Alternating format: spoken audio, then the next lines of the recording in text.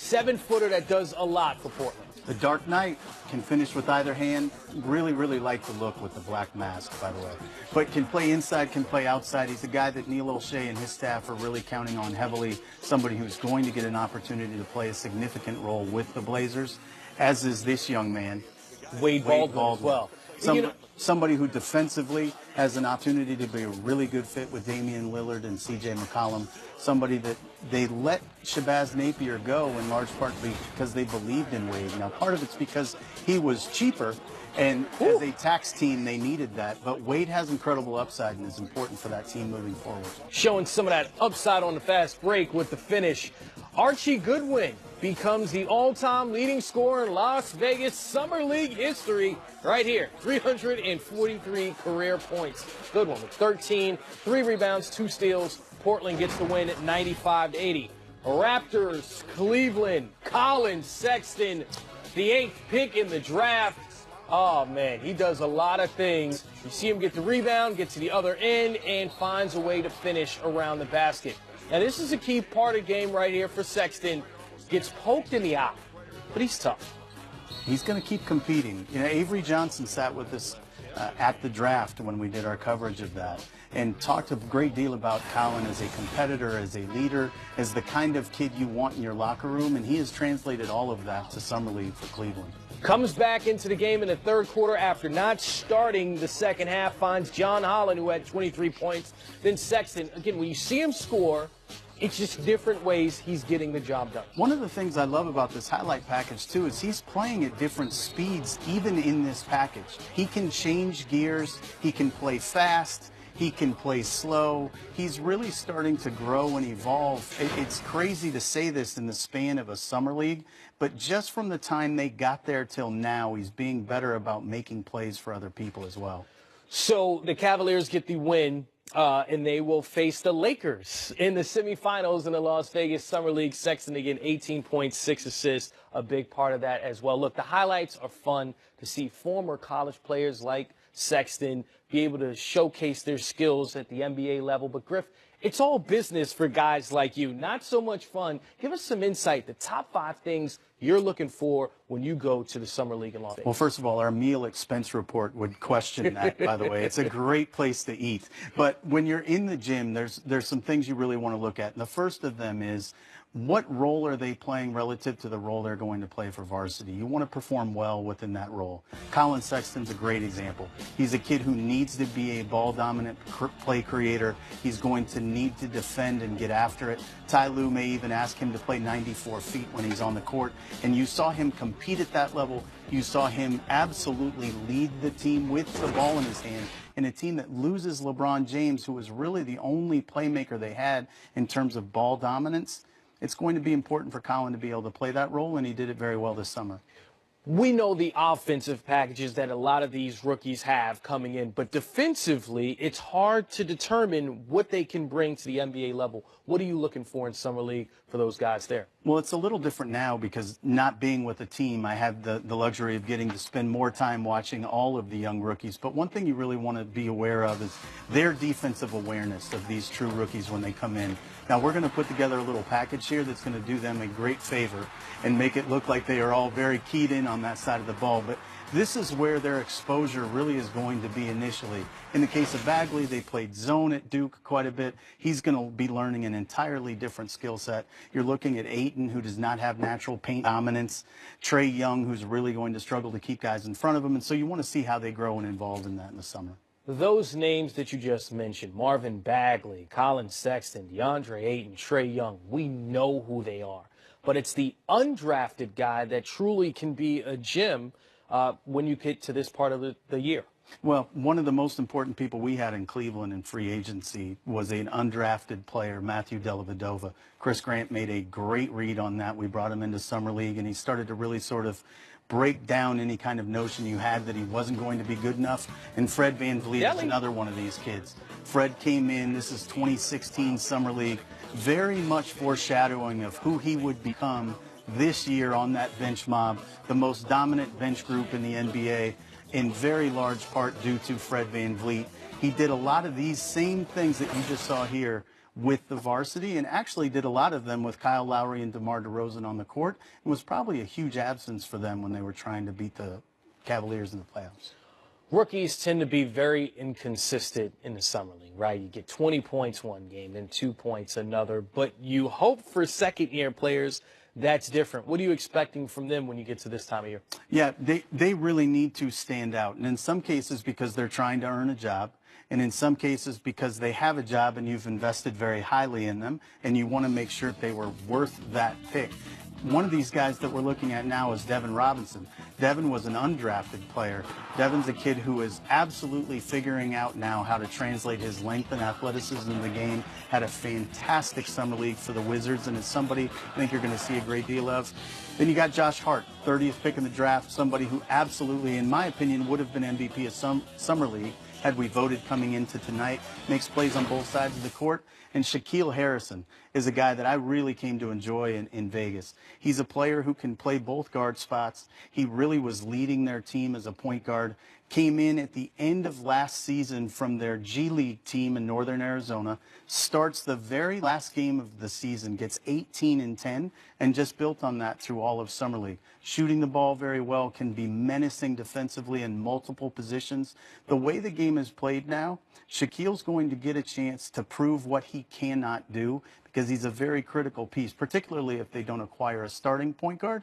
Of all of the players that I saw that were really trying to earn a job, Shaquille might be in the best position in terms of what his skill set is and what his team needs. Sometimes it's just about being in a position where you get the opportunity. Speaking of which, everyone wants to be a head coach when you're in the coaching ranks, right? In the summer league, a lot of guys get, or people, because Becky Hammon as well, getting the opportunity to showcase their talent and lead a group.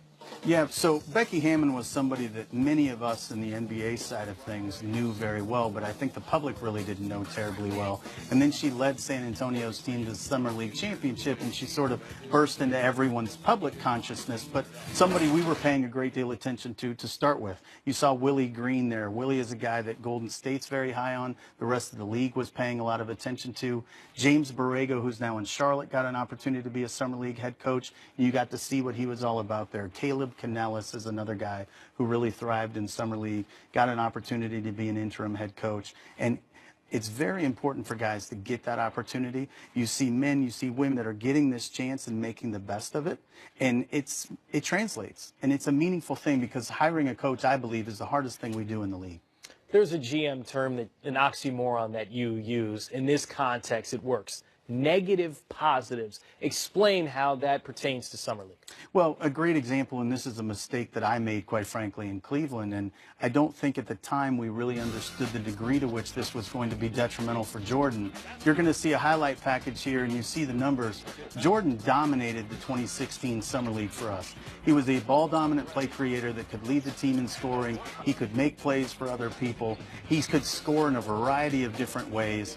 But because we made him so vocal and so ball-dominant, we actually took him very far afield of what he was going to do with the varsity. When you've got LeBron James and Kyrie Irving and Kevin Love, what he needs to learn how to do is stand off onto the side and be that swing, secondary or tertiary third playmaker. And we didn't give him that opportunity, and it really set him back. Sorry, Jordan McRae, for being our example for negative positives, positive negatives. Here we go. Coming up next, Candace Parker providing a spark for her team in L.A. But was it enough for the win? We'll find out next. You're watching NBA. Heard Elena Deladon's pretty good, Griff. She is not so bad at the basketball. A little bit of a modern Lauren Jackson, as it were. Well, she becomes the fastest WNBA player to reach 3,000 career points. She did it in just 148 games. If that does anything for you. Does it inside, does it outside. Legit 6'6", handles the ball. You know, that kind of thing. Yeah, just the full package. How about that pass? Tiffany Hayes finds Renee Montgomery. And that's JaVale McGee there to check out his sister, Amani McGee Stafford, who plays for the Atlanta Dream. But it's Elena Deladon who's delivering 23 points, 11 rebounds. But don't overlook Brittany Sykes. 17 points, 6 rebounds. She led the charge. Dream come out on top, 80-77. The inner best Jamal Crawford, though. come off the bench and light it up. Phoenix Mercury versus the Indiana Fever. Brittany Griner scored 20 for Phoenix last time they faced Indiana. You talk about a force inside. She's going to work early. Almost not fair when you watch her play. What'd she throw up today? 36 and 12, I think. But literally can do anything she wants to do in the paint and can be truly dominant. And you mentioned this earlier off the air. You always expect a little bit more from her. She had 36 and 12 tonight, and you still expect more. Because she's so dominant. Candace Dupree, season high 23 for her. You saw her getting that bucket. Diana Taurasi, talk about expectations. The all-time leading scorer in the WNBA, and that gets everyone else fired up. Luana Bonner from outside, then Griner inside. Like you said, 36 and 12. Phoenix gets the win, 101-82. LA Sparks versus the Las Vegas Aces. Candace Parker, we know what she can do from outside. You can't leave her open. Come on now. She's going to throw in a little plus 29 effort tonight. 34, 11, and 9. Just another day at the office. Just missed the triple-double, or the Russell Westbrook, as we like to call it, by one in each of the last 3 games. Someone else you need to pay attention to, especially when it gets to the fourth quarter, Asia Wilson, the rookie, the national champion. 15 points from her going to the left there. Naka Nguke also finished with 15. Just a beautiful move to the basket, cutting without the ball. Chelsea Gray from outside. Full team effort. But, you know, when someone misses, you need Candace Parker to clean it up down there. And that's what she does. Like you said, what's that stat line again for Candace? What's she going to throw up today? Where is it? Where is it? 34, 11, and 9. Sparks get the win, 99-78.